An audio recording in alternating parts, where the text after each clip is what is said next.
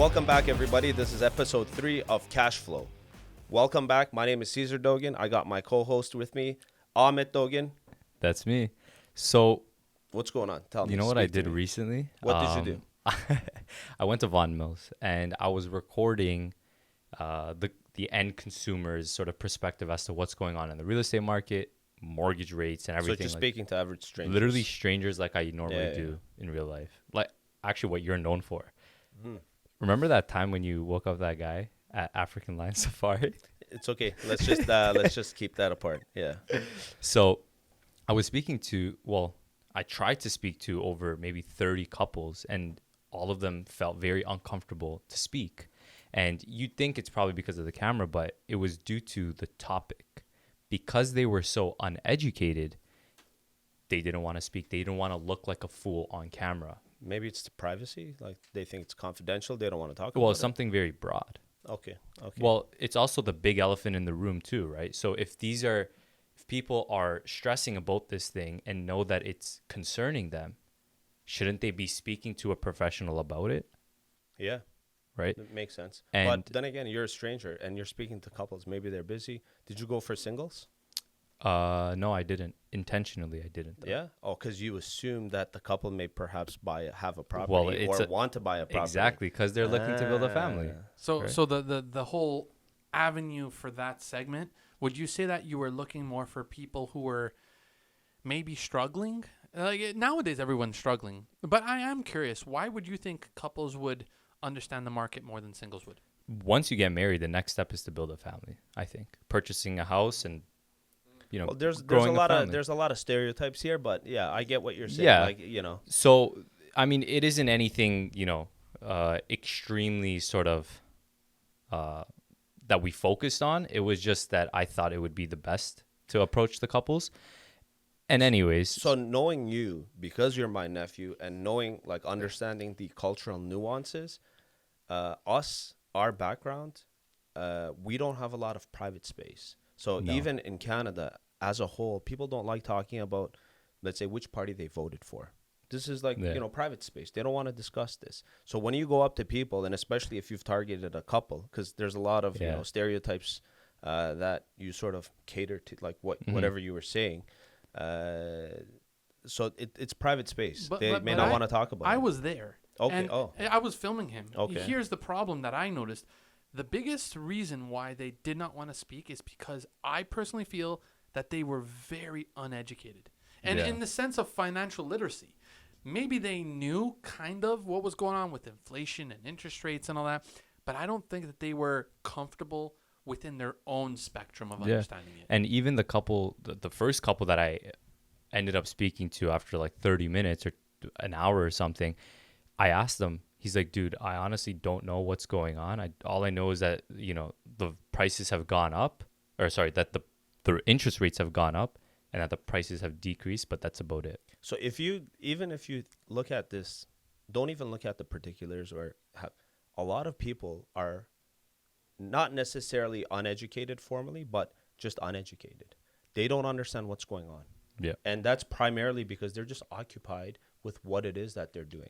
Like if you think about everybody's occupied these days. They don't have time to think. Everybody's busy. And for you to be able to think, you need to have time. Well, that's the biggest currency. Thanks to COVID. Yeah. Everyone lost cash flow, period. Yeah. That's why I think this is such an important episode, and people should look back at this episode in the future. COVID brought on this need and urge and overbidding and bidding wars and 300,000 over asking with no inspection, no questions asked, just go do it. Now it dropped 400,000. Yeah. Cesar, tell me, how in the world are people going to bounce back from such an enormous hit like that? So think about it this way, though. You buy a property that should have been 800,000. You buy it for $1 million, assuming that you did a 5-year term. And you locked yourself at 1.8%, 5 years later, that property is going to be more than $1 million. So you really didn't. Yeah, for sure. What about the ones took the variable? That's my take on it. Variable, you're in trouble. Well, there's two types of variables. If you did with RBC, BMO, because their variable is a genuine variable, whereas the other banks, let's say Scotia, National, theirs is more adjustable. So when the interest rates increase, your payments will increase right away. So right away meaning usually in about 90 days, it'll be proportionate to it because they're not increasing amortization, whereas the other banks, they're okay to do up to 60 years. So can you explain that a bit? How RBC and Scotia, they're not the same. 30-year and 30-year is not the same. So it's not the same as in the RBC product, the variable rate that they always profess is not variable at its core. When Scotiabank says, we'll give you 30 years and you do a variable, let's say at 2.5% starting up, usually what you have to pay attention to is the spread. So it's prime minus something. So if it's prime minus 1, if prime right now is 7.2, you're paying 6.2%. That's what you're paying. Right now, most of the banks, they're doing prime minus 0.015. So really it's about 7%, let's say, even if it's 0.2. But every time the interest rates increase with Scotiabank, theirs is closer to adjustable. Your payments will increase every time because the amortization of 30 years has to stay at 30 years, and every year it's going down and down and down. Whereas with RBC, they're saying, you know what, if you're okay, we can stretch this to 59 years and 11 months. But now we're using RBC and Scotia. Does this apply for TD and CIBC? Like, are CIBC has the same product as RBC. BMO also does. But TD? Scotia, TD, I'm not 100% sure, but I think TD is also the way RBC does it as well. So Scotia is essentially by themselves in the way Scotia, that Tangerine, National Bank, there's a few other lenders. And if you've done it through the broker channel, most of them, when the interest rates go up, their payments will go up too. Now, you brought up something very interesting where Yeah. I think I guess the institutions, they think we forget. Tangerine was ING, wasn't it? Yeah. Now, didn't they ask the government for a bailout? A They lot did of no during idea. 2008 when it collapsed. a lot of banks, they ask for like people forget every year in the United States of America, there's at least a couple banks that go down. But in Canada, they don't go down because Canada, my understanding, correct me if I'm wrong, guys, it's protected by the government.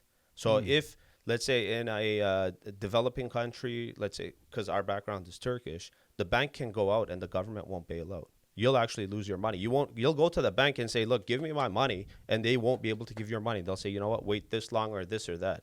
This is in Turkey. Yeah. So now, is cryptocurrency the way to go in those kind of countries where now it's your money and no one can touch it?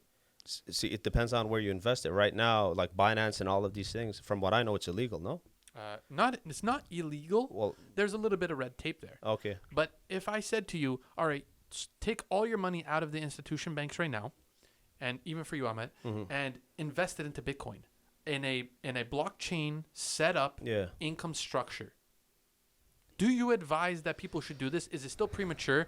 Because you're from a country that you yourself just said that if the banks go under, you lose your money. Yeah. Typical. Well, in the U.S. though, it's almost the same.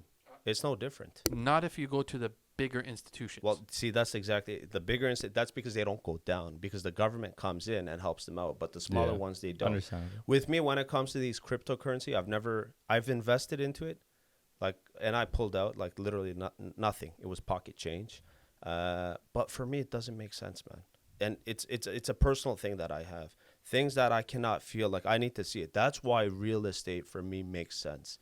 As someone that understands construction, understand mortgages, understand real estate, I like real estate because I feel comfortable. So But- you need to know what type of person you are. No, real estate, you're buying into brick walls, concrete, and all that. Problem is, as soon as you deposit your money into the bank, you cannot get it all out. Try to go in. Let's say you have 500,000 in the bank, Yeah. and you say, you know what, the heck with it. I want to live off the grid. I just want to go. Give me all my money. Do you think the bank will give it to you? Eventually they have to. Yeah. Eventually. Yeah. So, but wait a second. It's your money. It Yeah. should be there. How come it's not there? That's because they're using it to leverage themselves to make themselves stronger. That's exactly Yep. it. Because they can only loan up to whatever they have in their own bank accounts. Correct. And they won't so go you more than cannot get your own 80%. money out, which now in Bitcoin, problem is nobody owns it. So that means you could never trace it back if ever it's gone or corrupt or whatever. So what do? Back in the day, my dad said you put the money under the mattress. But Yeah. every time you keep cash at home, doesn't it lose its value that way? Yeah, of With course. inflation and all that? That's exactly it. Real inflation, it's about 10%. So every year that you're actually keeping your money, you're losing 10%. So it's always better to invest into something. If you don't know anything, go and buy, I don't know, invest Tesla. into gold. I like S&P 500s. Yeah. Invest into S&P 500s. You're talking about stock market. Stock market. These like What invest about, into something. what about things that could potentially gain value, like collectibles? Do you think collectibles is a very volatile situation? Well, I know that a lot of billionaires, they invest into like fine arts. Now it's tax deductible. They can easily Charitable donation, all that. all of it. Yeah, makes perfect sense. But we're not at that level, and this is not the sort of audience we're catering to. We're looking for the average Joe that is hard, tough, and they want to make it out. Like for instance, because I have stuff to learn from those guys. The ones that are doing those charitable donations, I have things to learn from them with yachts and this and that. This is what they should be doing. I need to learn from them. So if you're learning from them and the blue collar people are learning from you guys, where could they find you to learn more? So for me, they can find me on Instagram, Caesar Homes Canada. They can find me on all of the socials, YouTube, CaesarHomes.ca, and we have Amit Dogan. Mortgages by Amit on Instagram and all other social platforms as well. And you can find us on Cashflow Podcast, YouTube, Spotify, iTunes. And we'll see you on the next episode. Thank you, guys. See you guys on the next one.